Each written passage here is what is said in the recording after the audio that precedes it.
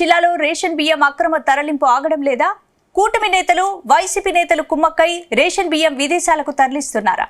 కాకినాడ నుంచి రేషన్ బియ్యం తరలించడం ఆగిపోవడంతో మరో పోర్టు నుంచి బియ్యం విదేశాలకు తరలిస్తున్నారా? అయితే వీరిపై చర్యలు తీసుకోవడంలో కూటమి సర్కార్ కూడా మీనమేషాలు వేస్తోందా? అసలు నిరుపేదలకు దక్కాల్సిన బియ్యంను బొక్కిస్తున్న ఆ గద్దలెవరు?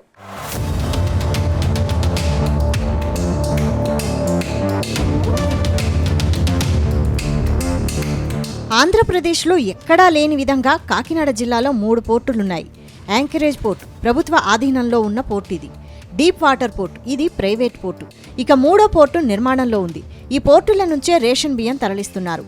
కాకినాడ పోర్టు అంటే దొంగల పోర్టు అని ముద్రపడిపోయింది. దీనికి కారణం పూర్తిగా రేషన్ బియ్యం సరఫరా చేయడం. పోర్టుకు వచ్చే షిప్పుల నుంచి దొంగతనంగా ఆయిల్ కొనుగోలు చేసి తీసుకొచ్చి బయట విక్రయించడం లాంటివి జరుగుతున్నాయి. ఈ కారణంగా పోర్టు పేరు ప్రతిష్ట పూర్తిగా దెబ్బతింది. ఇక వైసీపీ ప్రభుత్వ హయాంలో రేషన్ బియ్యం ఆఫ్రికా, ఇతర దేశాలకు ఎగుమతి చేశారు. అలాగే షిప్పుల నుంచి ఆయిల్ తీసుకొని పెద్ద ఎత్తున వ్యాపార సామ్రాజ్యాలు విస్తరించారు. ఆ సమయంలోనే ప్రతిపక్షంలో ఉన్న చంద్రబాబు, పవన్ కళ్యాణ్ కాకినాడ అప్పటి సిటీ ఎమ్మెల్యే ద్వారంపూడి రాజశేఖర్ రెడ్డిని టార్గెట్ చేశారు.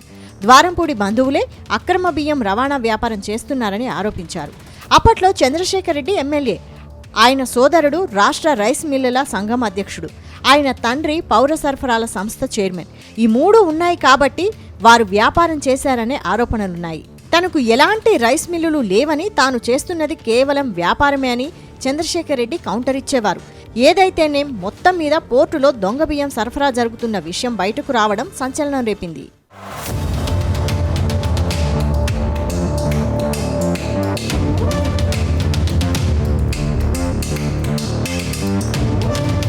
ఇక కూటమి ప్రభుత్వం ఏర్పడ్డాక పవన్ కళ్యాణ్ ఉప ముఖ్యమంత్రి అయ్యారు. కీలకమైన పౌర సరఫరాల శాఖ జనసేనకు చెందిన నాదెండ్ల మనోహర్కు ఇచ్చారు. ఆయన బాధ్యతలు చేపట్టిన వెంటనే తొలుత తన నియోజకవర్గంలో దాడులు చేశారు. అనంతరం నేరుగా కాకినాడ విచ్చేశారు. రైస్ మిల్లులు, గోడౌన్లు తనిఖీ చేశారు. కీలక సమాచారాన్ని అందుకుని డిప్యూటీ సీఎం పవన్ కళ్యాణ్కు చేరవేశారు. ఆయన నేరుగా పోర్టుకొచ్చారు. తొలుత యాంకరేజ్ రిపోర్టులో బియ్యం తనిఖీ చేశారు. షిప్పుల్లోకి ఎగుమతి చేసి ఉన్న బియ్యం పీడీఎస్గా గుర్తించారు. అనంతరం డీప్ వాటర్ పోర్టు తనిఖీ చేశారు. మొత్తం మీద 55,000 మెట్రిక్ టన్నుల బియ్యాన్ని సీజ్ చేశారు.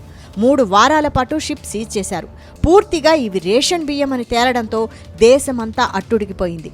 పేదలకు ఉచితంగా కేంద్రం, రాష్ట్రం ఇస్తున్న బియ్యాన్ని కాకినాడ జిల్లా నుంచి, కాకినాడ పోర్టు నుంచి ఎగుమతి చేస్తున్నట్లు గుర్తించారు.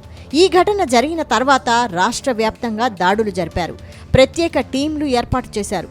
అయితే కాకినాడ జిల్లా వ్యాప్తంగానే కాకుండా ఉమ్మడి తూర్పుగోదావరి జిల్లా వ్యాప్తంగా రేషన్ బియ్యం తరలింపునకు అడ్డుకట్టపడలేదు. ఇప్పటికీ సాగుతూనే ఉన్నాయి. కాకినాడ జిల్లా నుంచి ఈ బియ్యం ఎగుమతి కావడం, అందులో పౌర సరఫరాల శాఖకు చెందిన డిఎస్ఓ హస్తం ఉండడంతో ఆయనను బదిలీ చేసి ఈ శాఖలో నిజాయితీ పరుడుగా గుర్తింపు ఉన్న సత్యనారాయణరాజును నేరుగా ఉప ముఖ్యమంత్రి నియమించారు. ఆయన దాడులు ప్రారంభించారు. ప్రతిరోజు దాడులు చేస్తున్నారు. బియ్యం దొరుకుతూనే ఉన్నాయి.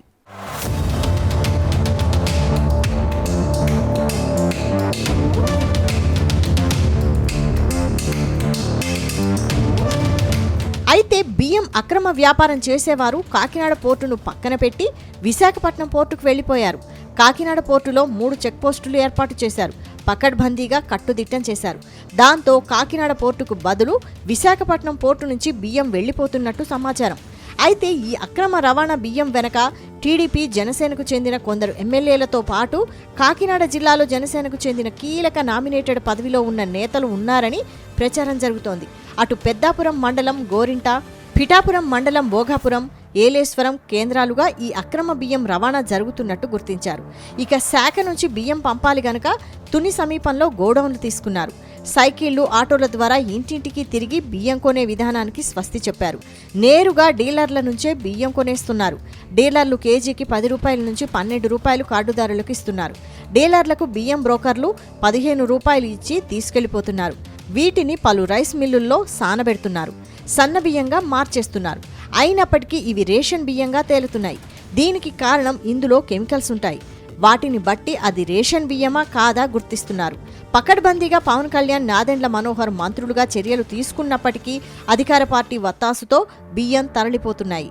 అప్పట్లో పవన్ కళ్యాణ్ ఈ బియ్యం తరలిపోవడాన్ని గుర్తించి కాకినాడ సిటీ ఎమ్మెల్యేకు క్లాస్ తీసుకున్నారు. అయినా ఫలితం శూన్యం. కాకినాడ సిటీ, కాకినాడ రూరల్, పెద్దాపురం, పిఠాపురంలకు చెందిన పలువురు కింది స్థాయి నేతల హస్తం ఈ బియ్యం తరలింపులో ఉందని అధికారులు అంగీకరిస్తున్నారు.